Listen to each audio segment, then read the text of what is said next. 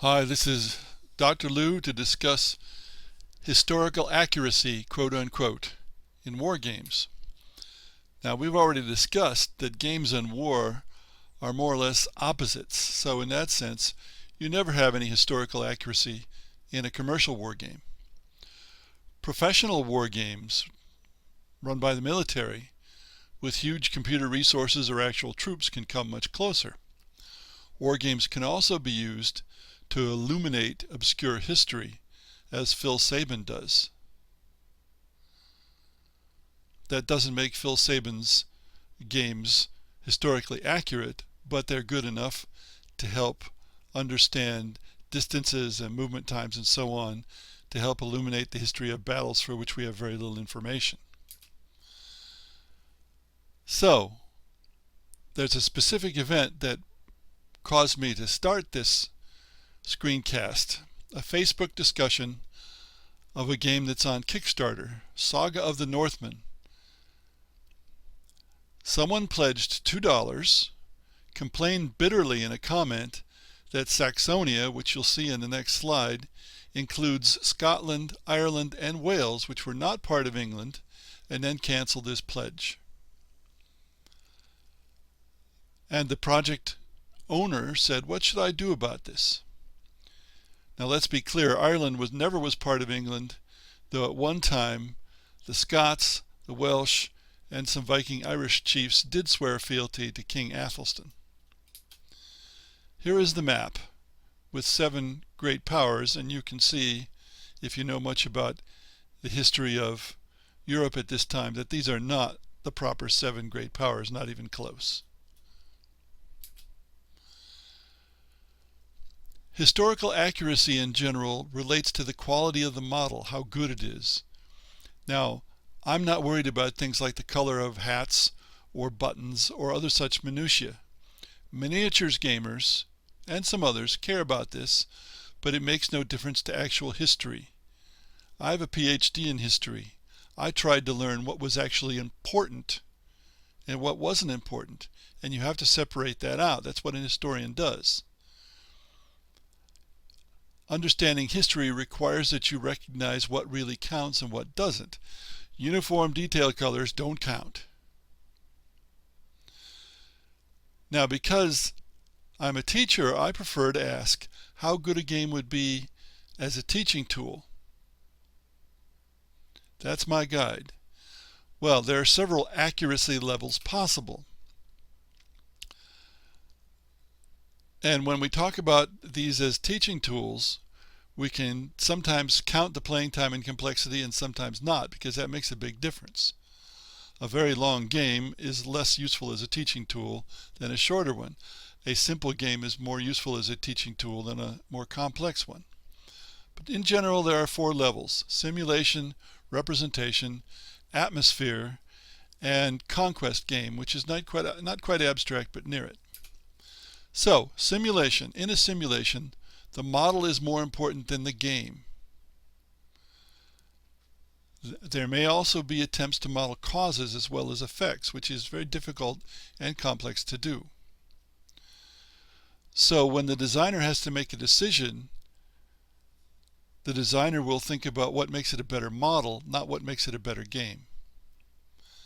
Simulations tend to be too detailed normally to use to teach history, though the history itself may be quite good or may not, depending. The game may be a puzzle rather than a game designed to force a particular conclusion, because puzzles have always correct solutions. Many old SPI games were like that. Examples of simulations: some hex and counter games, especially the monster games, many recent video war games by Gary Grigsby and others. Then we have representation. In this case, the game is more important than the model. You want historical authenticity, feel of history, more than detailed accuracy.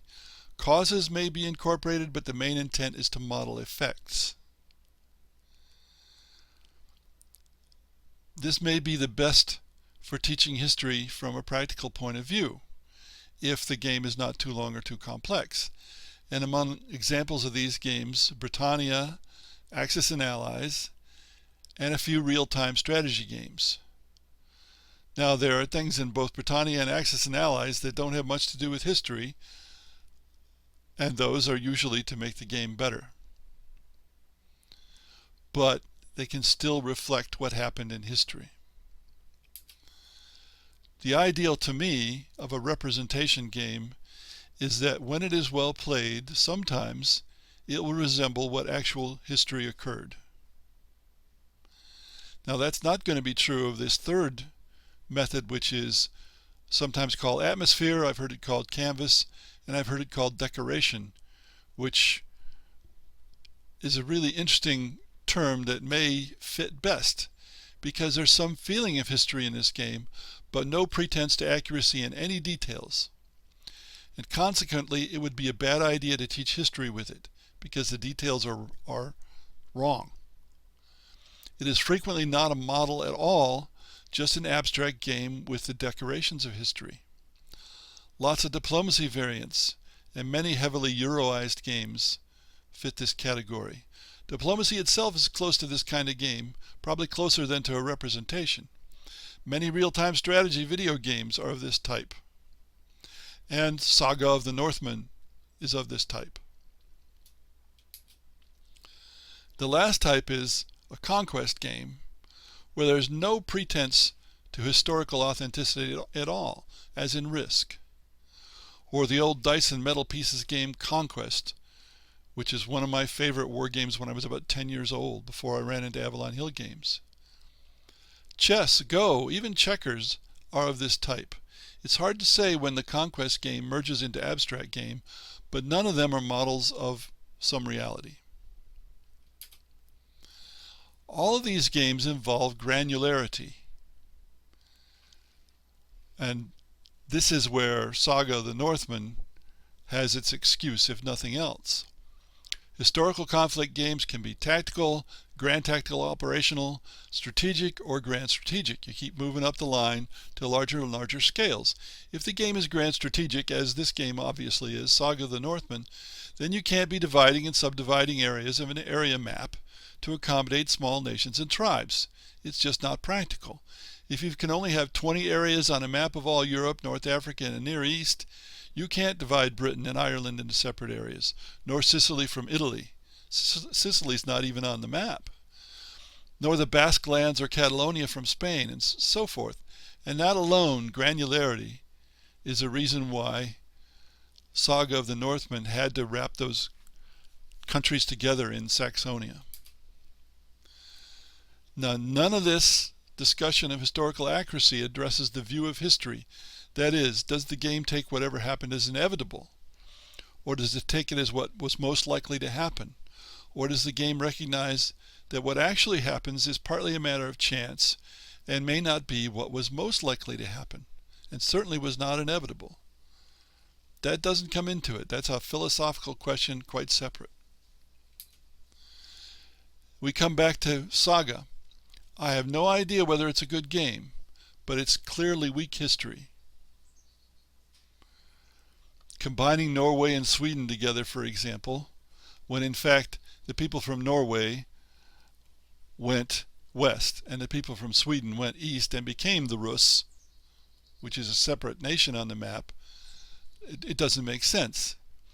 Then the mechanics described in the Kickstarter are much more Euro mechanics than mechanics that reflect the real world.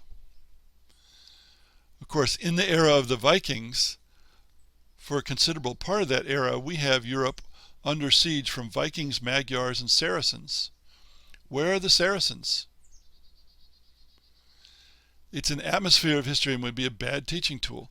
So my advice to the project owner was, just tell the truth, which is always the best policy. Your game is grand strategic of the atmospheric type, so you had to ignore many small nations and tribes. Had to. If you're making a model of an historical situation, you'll fall somewhere in the first two levels. Unless it's a bad model, then you may be in the third level, the atmosphere, or even worse. Thanks for listening.